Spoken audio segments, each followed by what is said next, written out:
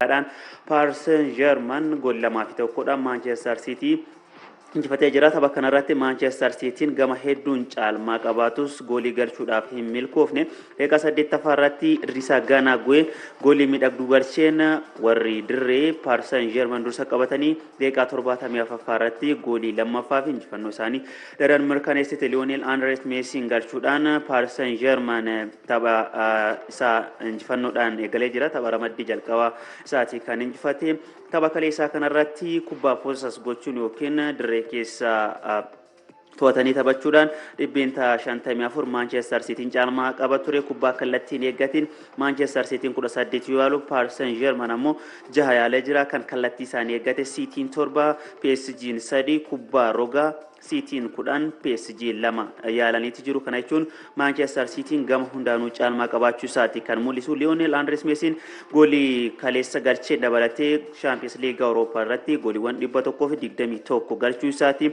Erga gara Paris Saint-Germain imaleetii booda ammoo kaleessa goolii jalqabaa isaati Paris Saint-Germain keessatti kan galche Lionel Andres Messi garee faallaa Pep ta'uudhaan rikoordii kana dura qabu itti fufsiiseeti jira. Kana dura garee faallaa leensaa amma Manchester City Pep Guardiola ta'uudhaan yeroo garagaraatti yeroo lama yeroo isaan Bayern Munich akkasuma Manchester City leensaa turanitti yeroo inni Barcelona keessa ture jechuudha. Goolii 6 galchee jira. Kaleessa goolii 7ffaa galchuu isaati Lionel Andres Messi akkuma dura kaase yeroo Manchester City fi Barcelonaan waliin taphatan goolii 4 akkasuma Bayern Munich fi Barcelonaan taphatan goolii 2 galchee walumaa galatti kan kaleessa dabalatee goolii 7 garee Pep leensaan irratti galchuudhaan rikoordii kan dura qabu itti fufsiiseeti jira. Goolii eegaan Paris Saint-Germain Gianluigi Donnarummaan kaleessa qoramaa ture jechuun ni danda'ama. Kubbaawwan 44 tuqee kan Manchester City Ederson Moraes kana keessa kubbaawwan 13 qofa kan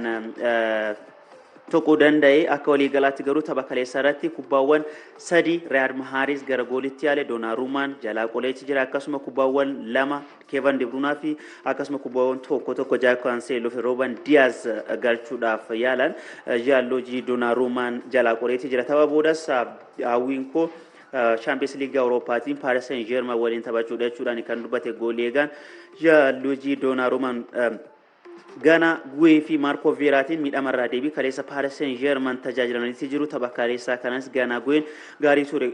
Gooliin inni jalqaba galches goolii miidhagduudha. Lionel Andres Messi taphataa cimaa taphichaa ta'uudhaan kan filatame. Ramadduma kana jalatti RB Leipzig dirree isaa irratti Club Brugge simatee goolii 2-1 mo'amee jira. Daqiiqaa 5ffaa irratti Christopher Nkunku goolii galcheen RB'n dursaa ture. Sana booda garuu Club Brugge gooliiwwan Van Aken fi Rees galchaniin goolii 2-1 dirree isaatiin ala injifatee jira.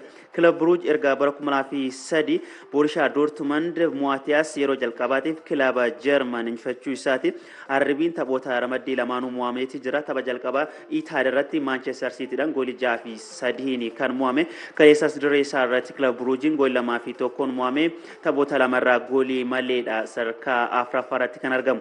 Ramaddii baajalatti Portoon Liverpool simatee goolii 6-1 kan mo'ame. Gooliiwwan injifannoo Liverpool Mohamed Salah goolii 2 Robert Firmino akkasuma goolii 2 fi Sadio Mane goolii 1 taphattoota galchanidha. Mohamed Salah goolii Champions League 31ffaa isaa galche. Kun ammoo taphataa Afrikaa lammaffaa goolii hedduu taphoota Champions League Europa irratti galche isa taasisaa Didier Drogbaadha. Kana dura gooliiwwan 44 galchuudhaan rikoordii qabatee dursaati kan jiru.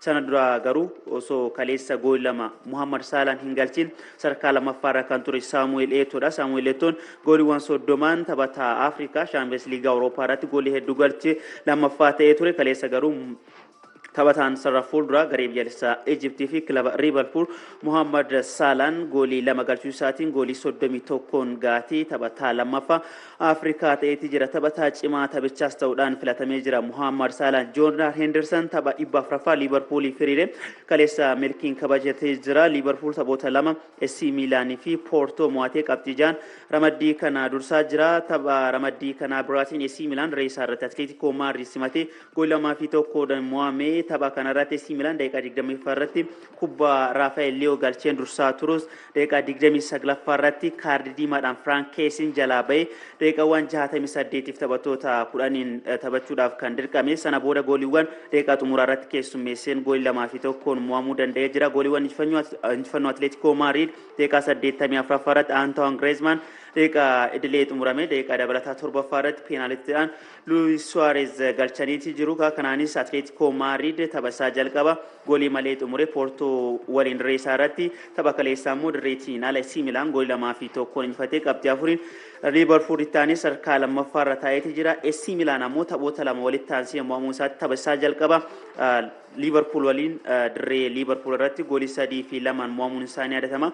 Kaleessaas dirree isaa irratti Atletico Madridiin goolii 2-1 mo'ame taphoota lamaan osoo hin mo'atiin imaleeti jira. Ramaddii caajalatti Borussia Dortmund dirree isaa irratti Sporting Lisbon simatee goolii 1-0 injifatee Borussia Dortmund taphoota ramaddii lamaan injifatee qabxii 6 ramaddii kana Ajax Amsterdamitti aanee sadarkaa lammaffaadhaan dursaati kan jiru.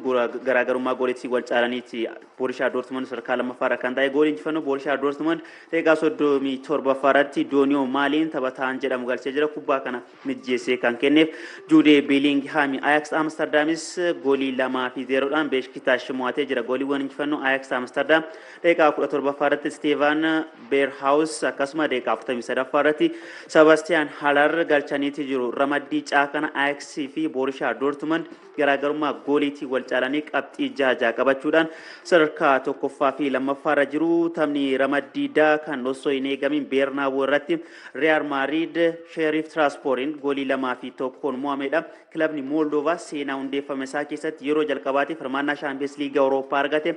Sheriff Tiraspoor tapha 2 injifachuudhaan ramaddii kana osoo hin eegamin qabxii 6 dursaati jira. Gooliiwwan injifannoo Sheriff Tiraspoor daqiiqaa 25 irratti Yakshibov akkasuma daqiiqaa 89 irratti Sebastian Till taphattoonni jedhaman galchanii jiru. Kubbaa Real Madrid mo'amuu jalaa hin baraarin Karim Benzema daqiiqaa 65 irratti peenaalitiidhaan kan galche.